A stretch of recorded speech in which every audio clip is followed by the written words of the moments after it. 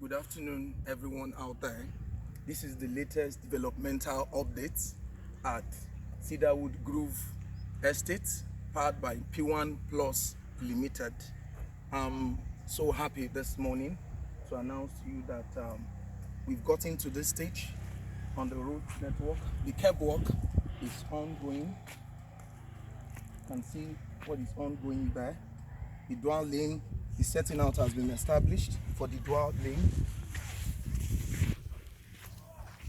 Then also by that side, we are going to be having our drainage over there and over there. At the other end, the fencing work is ongoing. Like I said, full-fledged work has resumed in this place.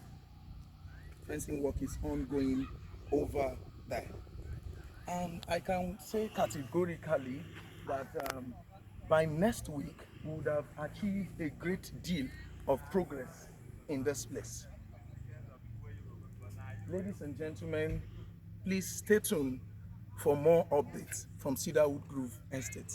Thank you.